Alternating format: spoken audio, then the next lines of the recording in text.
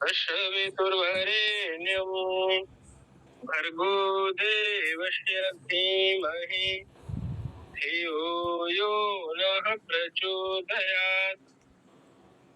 आज हम भक्ति योग पढ़ने जा रहे हैं। ये भगवद गीता के 12वें अध्याय से लिया गया है।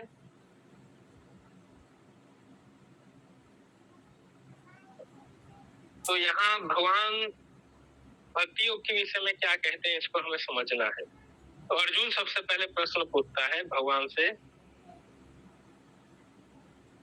एवं सतत युक्ता ये भक्ता स्वाम परिपासते ये चाप्यक्षरम अव्यक्तम तेषां के योग वित्तमः। अर्जुन क्या पूछ रहा है भगवान से? कह रहा है एवं सतत युक्ता ये, अनन्य प्रेम भाव से निरंतर आपके भजन ध्यान में लगे हुए हैं, और जो सगुण परमेश्वर को, मतलब दो प्रकार के यहाँ भक्त हैं, जो अनन्य प्रेम भाव से सगुण भाव से भगवान के भजन में लगे हुए हैं, ध्यान में लगे हुए हैं, और एक जो निर्गुण भाव से निराकार रूप में उस परमात्मा की उपासना कर रहे हैं। दोनों में श्रेष्ठ योगविद्ता कौन है? एक वो जो सगुण साकार रूप में परमात्मा का भजन कर रहे हैं, कीर्तन कर रहे हैं, परमात्मा की उपासना कर रहे हैं, और एक वो जो उस निराकार रूप में अविनाशी परमात्मा का ध्यान करते हैं, निराकार रूप में उस ईश्वर की उपासना करते हैं। उन दोनों में श्रेष्ठ योगवेत्ता कौन है? ऐसा अर्जुन भगवान श्री कृष्ण से प्रश्न कर रहे हैं। तो भगवान क्या कहते हैं? मय्यावेश्य मनो ये माम नित्य युक्ता उपासते श्रद्धा पर्युपेता ते मे युक्त तमा मताः। भगवान कहते हैं मुझ में मन को एकाग्र करके निरंतर मेरे भजन ध्यान में लगे हुए जो भक्तजन से श्रेष्ठ श्रद्धा से युक्त होकर उन सगुण रूप परमेश्वर को भजते हैं, वे मुझको योगियों में अति उत्तम योगी मान्य हैं। भगवान कह रहे हैं जो मेरे में मन लगाकर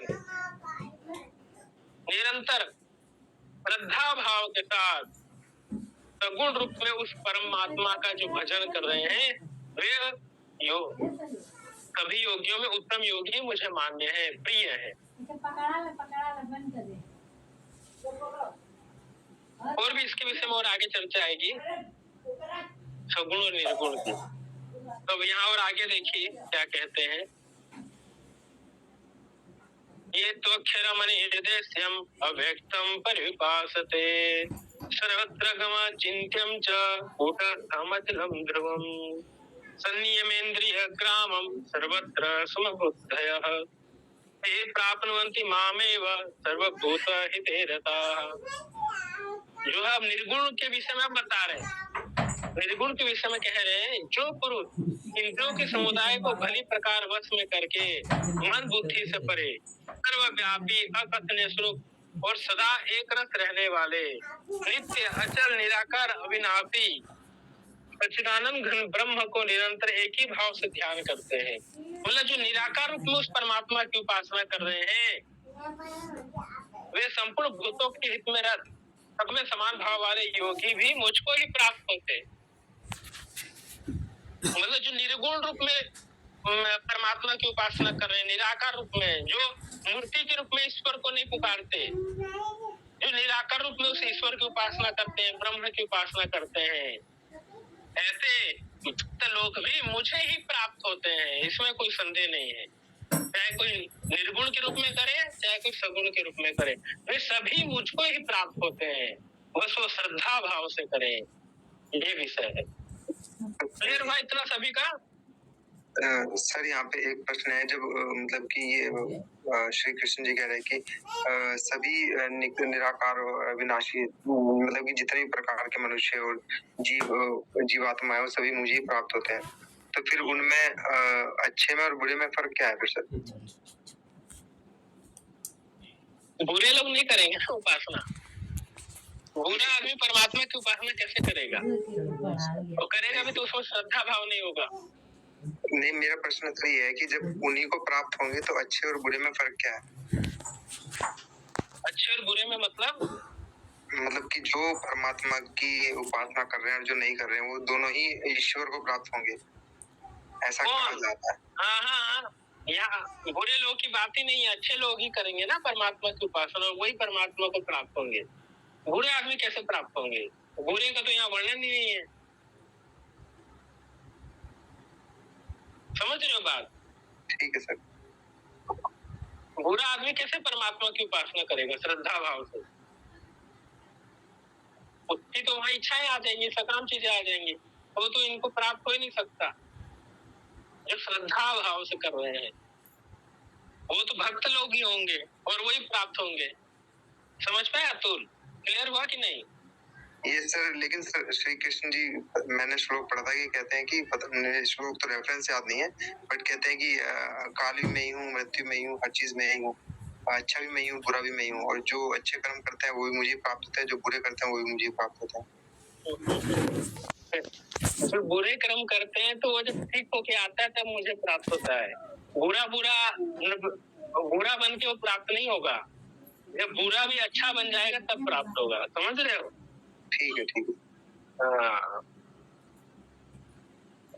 प्रेषो अधिकतर तेषाम अव्यक्ता सत्तचेतसाम अव्यक्ता हे गतिर दुखम देह बद्धिरवाप्यते। लेकिन यह क्या कह रहे हैं? कह रहे हैं कि जो उस निराकार ब्रह्म की उपासना करते हैं उनके जीवन में कठिनाइयां ज्यादा आती हैं, समस्याएं ज्यादा आती हैं।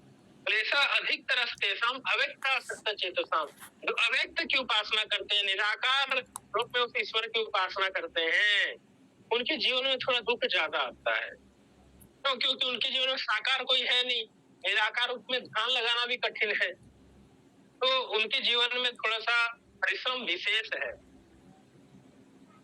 क्योंकि देहाभिमानियों के द्वारा अव्यक्त विषयगत गति दुख पूर्वक प्राप्त की जाती है। अव्यक्ता ही गतिर दुखम देहवद्भिर्वाप्यते। उस अव्यक्त की उपासना करने वालों के जीवन में दुख तो थोड़ा रहता ही है।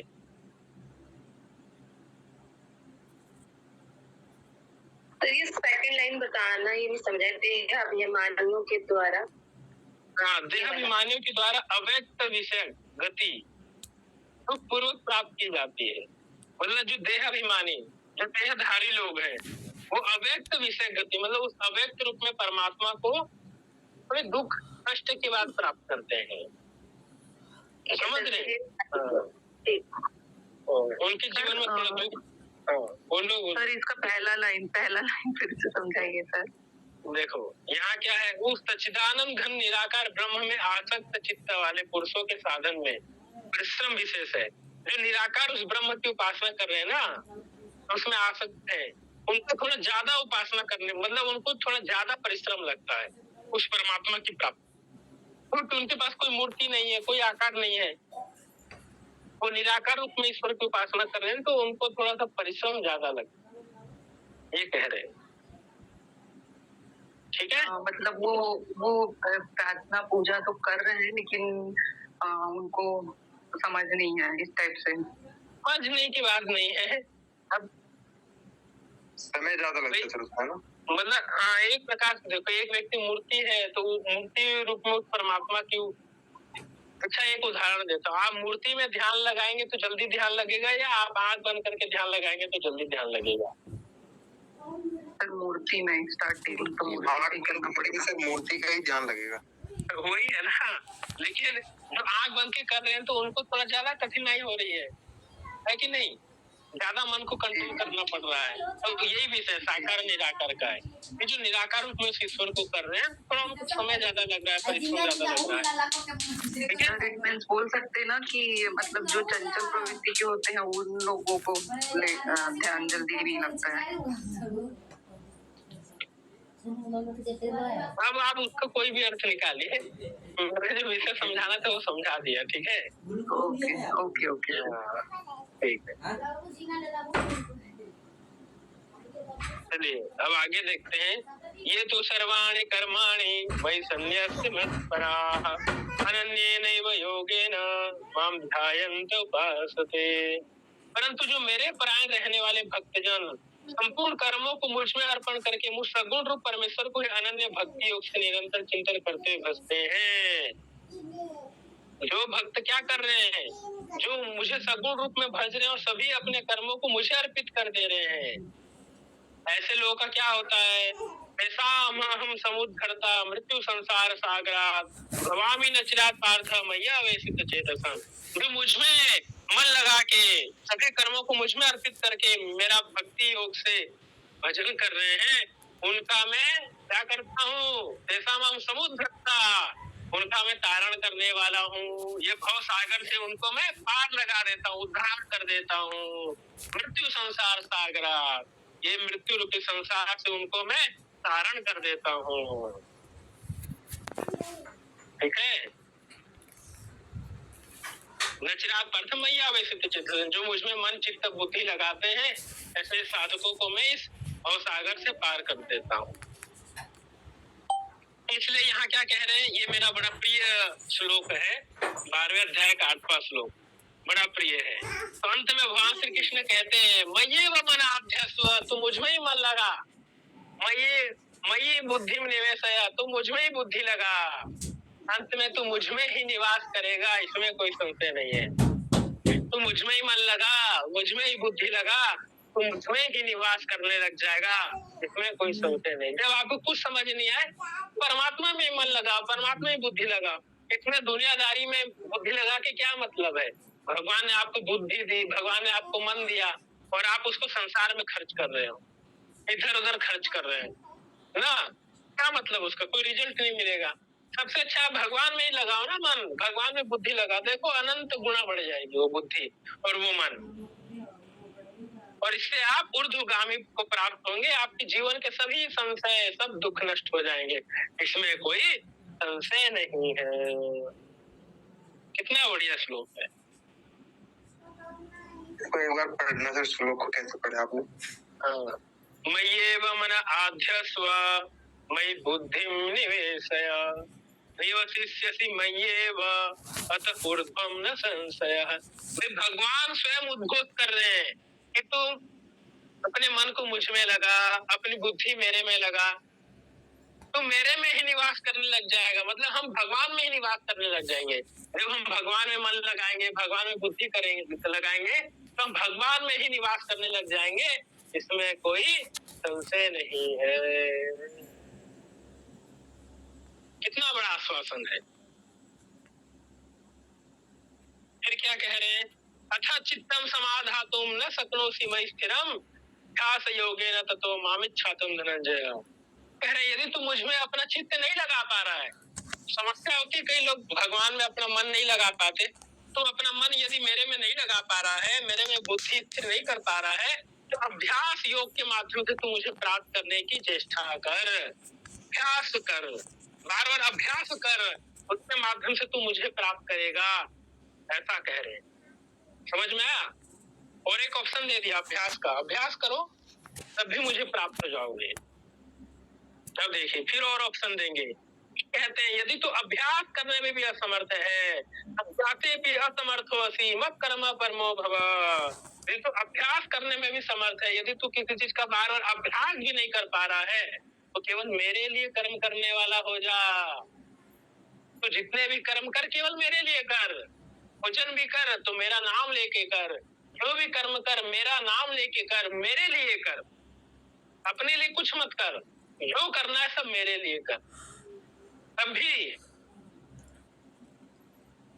इस प्रकार मेरे निमित्त कर्मों को करता भी मेरी प्राप्ति रूप सिद्धि को प्राप्त हो जाएगा। यदि तो अभ्यास करने में भी समर्थ नहीं है, तो मेरे लिए कर्म करने वाला हो जा, तो मेरे लिए कर्म कर। कहते हैं ना, जैसे स्वामी होता है और एक सेवक होता है। आपने किराना दुकान देखी कि नहीं देखी? तो उसमें जो नौकर लोग रहते हैं वो किसके लिए काम करते हैं? मालिक के लिए काम करते नहीं करते? हाँ, तो मालिक उनका सुनता भी है जो वो बोलते हैं। वैसे ही भगवान या कह रहे हैं भगवान हमारे मालिक हैं, तो कह रहे हैं तू जो कर्म कर रहा है मेरे लिए कर, तो मैं तुझे मैं प्राप्त हो जाऊंगा, इसमें भी कोई संदेह नहीं है। यस और नो? भाई बात समझ में आ रही है कि नहीं? हाँ, इम्प्लीमेंट थोड़ा जीवन में प्रयोग में लाना कठिन है, समझ जाओ धीरे धीरे, समय और संस्कार रहे तो वो भी आपको प्राप्त हो जाएगा। ठीक है, फिर कह रहे अथैतदप्यसक्तो ते कर्तुं मदयोगमाश्रितः सर्वकर्म फलत्यागं ततः कुरु यथात्मवान्। यदि मेरी प्राप्ति में योग के आश्रित होकर तो फिर साधन को करने में भी तू असमर्थ है। यदि तू मेरे लिए कर्म करने में भी असमर्थ है। अब और बता रहे हैं यदि तू मेरे लिए कर्म भी नहीं कर पा रहा है, इसमें भी यदि तू असमर्थ है, मेरी प्राप्ति में योग के आश्रित होकर मतलब मेरे आश्रित होकर तू कर्म भी करने में असमर्थ है, तो मन बुद्धि आदि पर विजय प्राप्त करने वाला हो और सब कर्मों के फल का त्याग कर। यदि तू परमात्मा के लिए कर्म नहीं कर सकता, मेरे लिए कर्म नहीं कर सकता, तो एक काम कर, अपने मन पर अपनी बुद्धि पर विजय प्राप्त कर और सभी कर्मों के फल का त्याग कर दे। ये कह रहे हैं। क्लियर हुआ? हाँ या ना?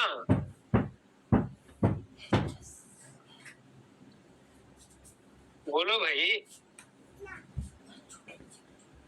समझ में आया कि नहीं आया? ये सुनो। आ गया सर। अब यहाँ क्या कह रहे हैं? श्रेयो हि ज्ञानम अभ्यासात् ज्ञानात् ध्यानम विशेष्यते ज्ञानात् कर्म फल त्याग त्याग शांतिरनंतरम। बहुत महत्वपूर्ण श्लोक है, बार बार यहाँ से परीक्षा में प्रश्न आते हैं, नोट डाउन कर लीजिए। 12 श्रेयो हि ज्ञानम अभ्यासात् ज्ञानम अभ्यासात् श्रेयम। अभ्यास से ज्ञान श्रेष्ठ है। किसी चीज का आपको ज्ञान नहीं है तो आप अभ्यास कैसे करेंगे? गड़बड़ी करेंगे। लेकिन अभ्यास से ज्ञान श्रेष्ठ है। बार बार किसी चीज को बिना जाने अभ्यास करने से अच्छा है कि आप ज्ञान प्राप्त कर लो उस विषय में। तो मर्म को न जानकर किए हुए अभ्यास से ज्ञान श्रेष्ठ है और ज्ञान से उस परमेश्वर का ध्यान श्रेष्ठ है। अभ्यास से ज्ञान श्रेष्ठ है, ज्ञान से उस परमेश्वर का ध्यान श्रेष्ठ है और ध्यान से उस परमेश्वर के प्रति सभी कर्मों के फल का त्याग श्रेष्ठ है। देखिए त्याग की कितनी बड़ी महिमा है। त्यागी ऐसे व्यक्ति नहीं बनता, ध्यानी से भी त्यागी श्रेष्ठ है। कितनी बड़ी बात है। सभी कर्मों के फल का त्याग और त्याग से तत्काल शांति मिलती है। जिसने अपना सब कुछ त्याग दिया ऐसे व्यक्ति को तो शांति मिलेगी मिलेगी, मिलेगी या नहीं मिलेगी? हाँ या ना? बोलिए भाई। मिलेगी सर। हाँ, लेकिन आप लोग छोड़ सकते हो सब कुछ? नहीं सर, नहीं छोड़ सकते, इसीलिए शांति नहीं मिल रही है। हाँ जी सर, बहुत मुश्किल है। कुछ त्याग दिया का मतलब किस टाइप से सर? सब कुछ त्याग के कैसे कोई रह सकता? कोई नहीं, सब कुछ मत त्यागो, संतोष रख लो, संतोष से भी शांति मिल जाएगी। जो प्रश्न है वही पर्याप्त है, इस सूत्र को याद रखने से उसी से भी शांति मिल जाएगी। ठीक है, जो मिल गया उसी में खुश है।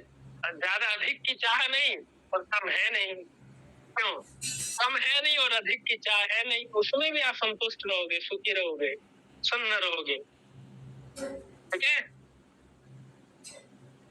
हाँ, लेकिन ऐसा नहीं, मेहनत करनी है। परमात्मा ने आपको संसार में भेजा है तो अधिक की चाह नहीं है, लेकिन मेहनत करो, पुरुषार्थ करो, अखंड प्रचंड पुरुषार्थ करो, चाह मत रखो। बस ये विषय है। परमात्मा के ऊपर चाह छोड़ दो तो परमात्मा अपने आप आपकी राह भी बना देंगे। जब चाह हम परमात्मा के ऊपर छोड़ देते हैं ना तो हमारी राह भी बनने लग जाती है, और जब हम अपनी चाह रखते हैं तो परमात्मा राह नहीं बनाते। बोलते हैं इसने तो अपनी खुद की चाह रखी है तो राह भी खुद बनाएगा, और जब हम चाह परमात्मा के ऊपर छोड़ देते हैं तो परमात्मा हमारी राह खुद बनाते हैं। इसलिए तो एक अच्छा भजन है, कब तोप दिया इस जीवन का, सब भार तुम्हारे हाथों में है, जीत तुम्हारे हाथों में और हार तुम्हारे हाथों में।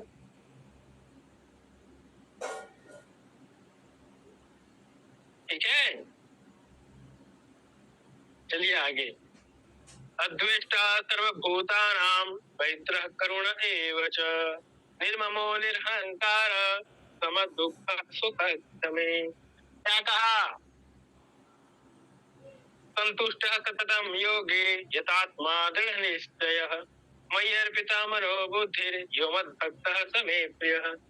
अद्वेष्टा सर्वभूतानां मित्र करुण एव च, जो पुरुष सब भूतों में सभी प्राणियों में द्वेष भाव से रहित है, स्वार्थ से रहित है और सबका प्रेमी है, दयालु है, ममता से रहित है, अहंकार से रहित है, सुख दुख में सम रहने वाला और क्षमावान है, अर्थात अपराध करने वाले को भी अभय दान देने वाला है, क्षमा देने वाला है, और जो निरंतर संतुष्ट है, मन इंद्रियों सहित शरीर को वश में करने वाला है और उस पर और मुझ में दृढ़ निश्चय वाला है, परमात्मा में अपने मन बुद्धि को लगाने वाला है, ऐसा भक्त मुझे प्रिय है। भगवान को कैसा भक्त प्रिय है? तो जो सभी प्रकार के राग द्वेष से अलग है, स्वार्थ से परे है, क्षमावान है, दयालु है, अहंकार से रहित है, ममता से रहित है और अपराध करने पर भी लोगों को क्षमा दान करने वाला है, स्वयं में संतुष्ट है, मन और इंद्रियों के ऊपर विजय प्राप्त किया है और परमात्मा में मन बुद्धि को लगाने वाला है, ऐसा भक्त भगवान को प्रिय है।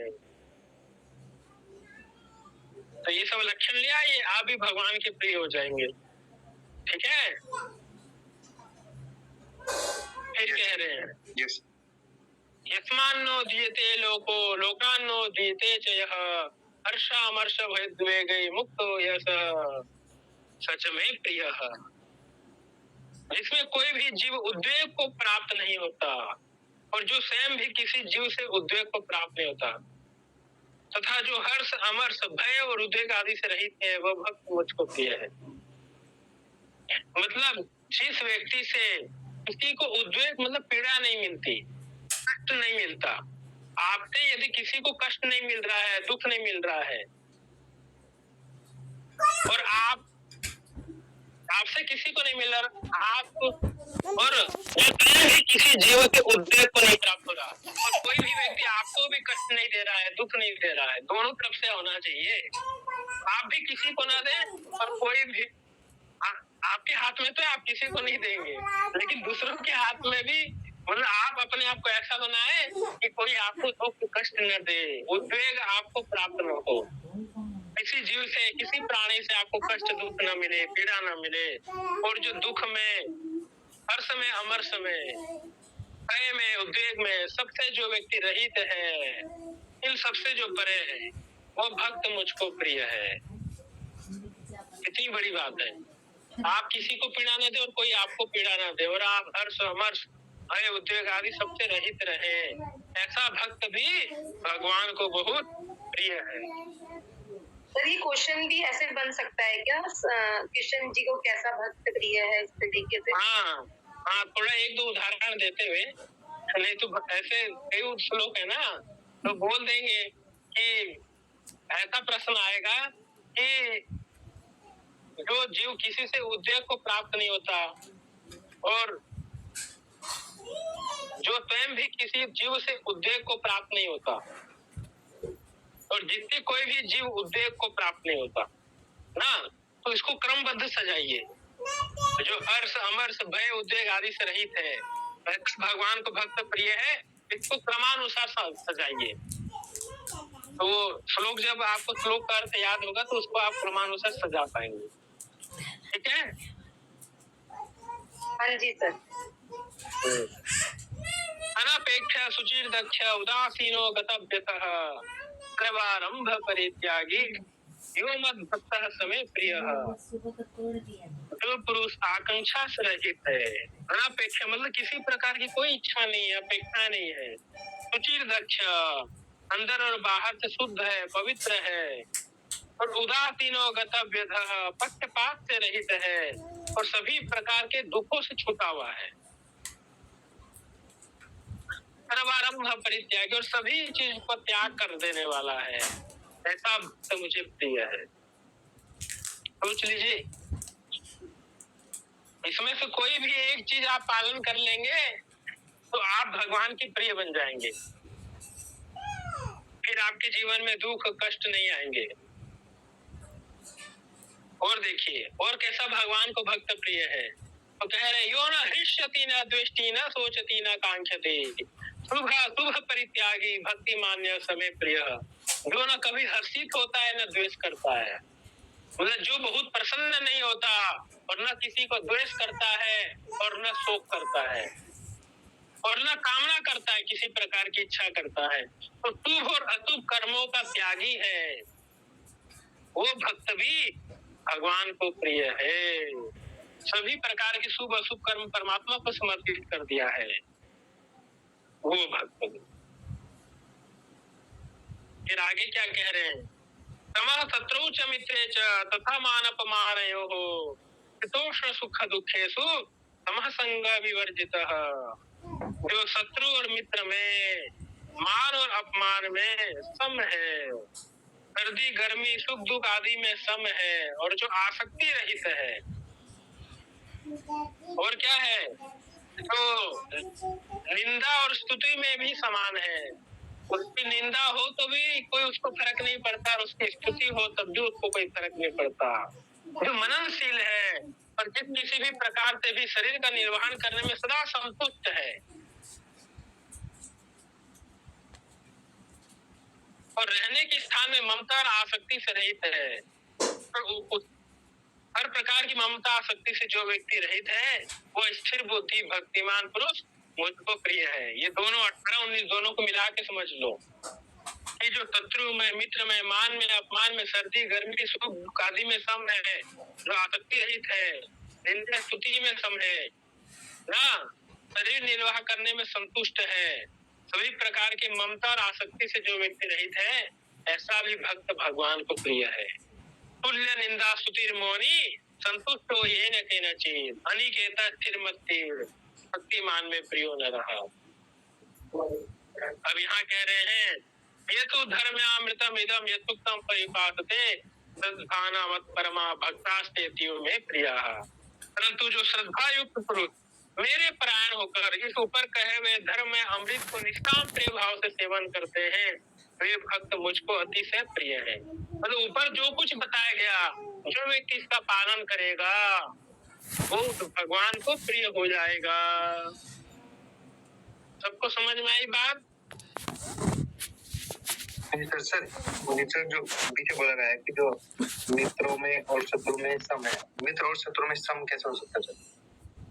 मतलब आप किसी के प्रति भेदभाव नहीं रख रहे, किसी के प्रति मन में राग द्वेष नहीं है आपका, मित्र और शत्रु दोनों में आप समभाव देख रहे हैं। मतलब जो मित्र है, जैसा आप उसको ट्रीटमेंट देते हैं, जैसा उसका आदर सम्मान करते हैं, वैसे अपने शत्रु का भी आप आदर सम्मान वैसे ही कर रहे हैं। दोनों में किसी प्रकार का भेदभाव नहीं रख रहे हैं, समभाव है। भाई उनकी आत्मा तो एक है ना, भले शरीर में उनका नाम अलग है, उनका कर्म अलग है, लेकिन ऐसा तो नहीं है कि हम उनका अपमान करें। उनकी आत्मा तो दोनों की एक है, उन दोनों की आत्मा में परमात्मा है। क्यों? इसलिए दोनों में जो समभाव उसे दृष्टि में देखता है, शत्रु को भी मित्र को भी, ऐसा कह रहे। बहुत ही ऊंची अवस्था है, सामान्य व्यक्तियों की समझ से भी परे है। समझ में आ रही है बात? ये बहुत हाई लेवल है। हाँ, मतलब मन से भी परे की बात है ये। मतलब आपकी मन की दशा ऐसी हो गई है कि आप शत्रु और मित्र में कोई भेद ही नहीं रख रहे हैं। सोचो कितना कैसा मन होगा आपका वो, जहाँ आप शत्रु और मित्र को एक भाव में देख रहे हो, किसी के प्रति कोई राग द्वेष नहीं है। मनुष्य का चरित्र तो ऐसा है, अगर शत्रु की बात भी छिड़ जाए तो दिमाग में नेगेटिविटी आ जाती है। सामान्य मनुष्य की ना यही है। जब आप विज्ञान में कोष में जाते हैं ना, एक भक्त विज्ञान में कोष में रहता है और ये स्टेट को प्राप्त कर लेता है। ये मनोमय कोष से परे विज्ञान में कोष की स्टेट की बात कर रहे हैं। पूरा ये जो श्लोक है, जो पूरा भक्ति योग ही विज्ञान में कोष का है। मतलब वहाँ मन समाप्त हो जाता है, मन की उच्चतरीय अवस्था प्राप्त हो जाती है, वैसी अवस्था वो है, तभी ये सब प्राप्त होता है। फिर आपको किसी से कोई इच्छाएं कामनाएं नहीं रहती, एक अलग ही स्टेट में आप रहते हैं।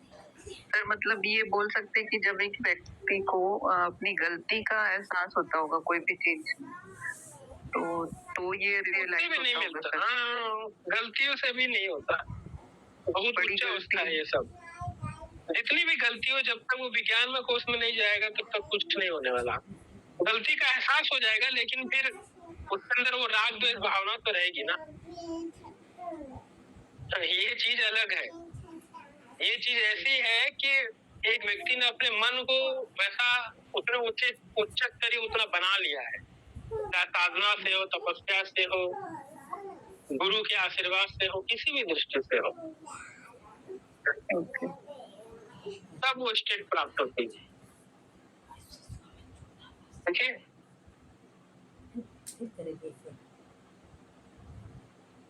ठीक है।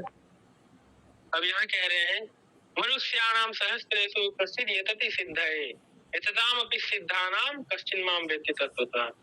हजारों लाखों मनुष्य में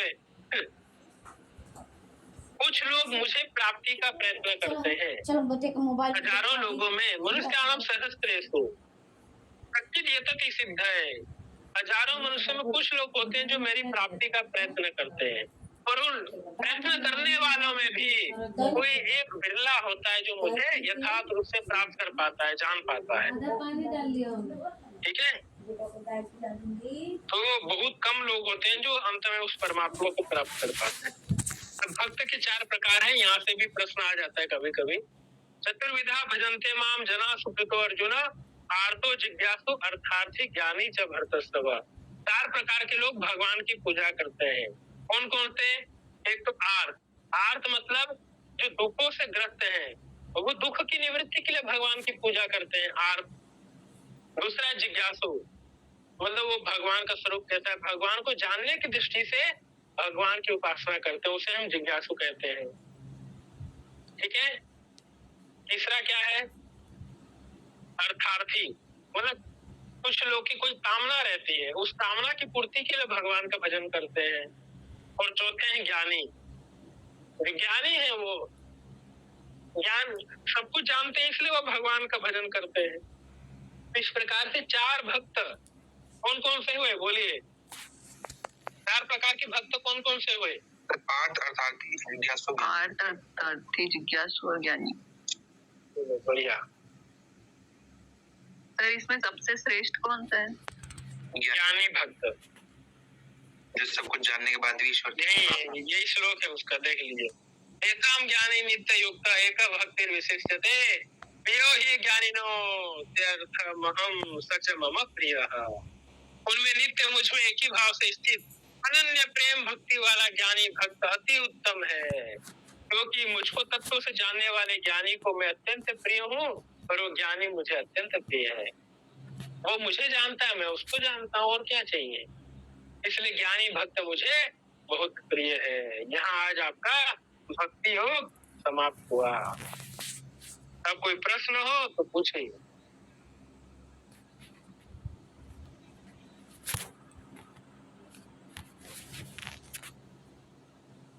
बोलिए, किसी का कोई प्रश्न है? No sir. को तब समझ में आ गया? जी।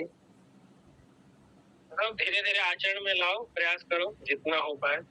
बहुत कठिन है लेकिन चलो प्रयास से धीरे धीरे होगा। इसको बार बार श्लोकों की आवृत्ति करते रहिए, तो धीरे धीरे कभी ना कभी तो आचरण में भी आएगा। तो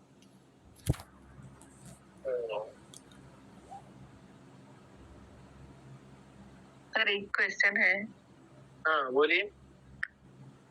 सर जैसे आप बोले ना कि आसक्ति से रहित होके करना चाहिए, तो जब भी फैमिली में है, इसमें है, तो रहता है ना सर कि कोई सामने गलत कर रहा है तो उसको थोड़ा समझाए, सुधारे, तो उसके लिए क्या कर सकते हैं सर? मतलब अपने आप को उस तरीके से बन के दिखाए तो ज्यादा बेस्ट रहेगा कि उनको हाँ, आप अपने आप एक उदाहरण बन के दिखाइए, तब वो सामने वाले धीरे धीरे आपके उदाहरण से सीखेगा। केवल बोलते रहेंगे तो उससे नहीं सीखने वाला कोई भी। आप एक उदाहरण बनेंगे तो उससे व्यक्ति सीखेगा।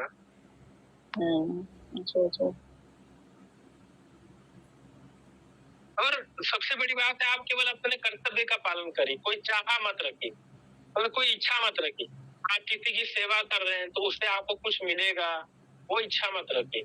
केवल आपका कर्तव्य है, आप सेवा करिए, निष्काम भाव से सेवा करिए, बस।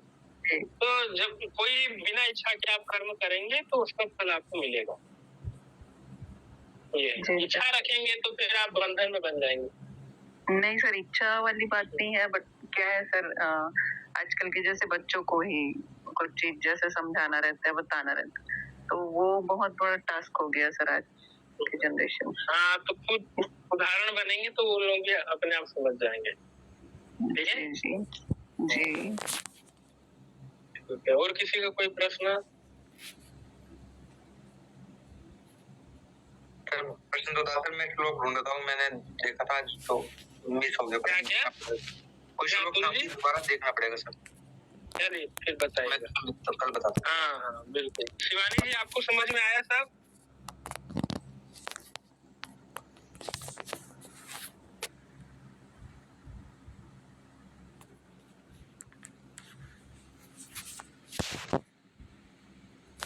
राहुल जी, आपको? हेलो। हाँ जी सर, मेरे को समझ में आया, क्लियर है कॉन्सेप्ट सर। चलो बढ़िया बढ़िया। हाँ जी। बाकी सर समझ में तो आ रहा है सब कुछ, लेकिन लग रहा है प्रैक्टिकल दुनिया में तो ऐसा कुछ संभव ही नहीं है। जो बता रही थे ना, कुछ छोड़ ही नहीं सकते। हो सकता है, ऐसे गुरु का सानिध्य आवश्यक है, तब हो सकता है। इस दुनिया में सब संभव है, ऐसा गुरु की खोज करिए तब मिलेगा। नहीं है, लेकिन जो आपने एक कॉन्सेप्ट बताया, जैसे जो कि पर्याप्त, जो प्राप्त है वही पर्याप्त है। हाँ, शांत पे जीने लगे तो फिर कुछ कर ही नहीं पाएंगे आगे। क्यों नहीं करना? मतलब जो प्राप्त है वो पर्याप्त, उसमें आप संतुष्ट रहिए, लेकिन अधिक प्राप्ति के लिए प्रयत्न करिए। चाह नहीं रखनी है, प्रयास करना है, पुरुषार्थ करना है, और जो मिल जाए उसमें संतुष्ट रहना है। ये वो भी तो सब एक तरह से आसक्ति हो गई ना, कि कुछ नहीं, आप चाह देखिए, प्रयत्न दो प्रकार से होता है। एक तो इच्छा रख के प्रयत्न होता है, और दूसरा कि आप कठोर मेहनत रखते हैं लेकिन फल परमात्मा के ऊपर छोड़ देते हैं। आप सोचते हैं मैं मेहनत कर रहा हूँ लेकिन इसमें आसक्त नहीं हूँ। यदि मिल जाता है परमात्मा की कृपा से तो भी ठीक है, नहीं मिलता है तो भी कोई बात नहीं। तो इससे आप दुखी नहीं होंगे। नहीं मिला तो दुखी जरूर होंगे। हाँ, ये विषय है। हाँ, ये विषय है। इसलिए अपने आप को तनाव से, दुख से, शोक से बचाने का ही उपाय है। ये कंसेप्ट तो बिल्कुल क्लियर है सर, लाइफ का बहुत इजी है। यही रखता है कि कर्म करते रहो, बाकी जो कुछ होगा वो अपने आप ही हो जाएगा। समय के अनुसार सब हो जाएगा, बस आप कर्म करते रहिए।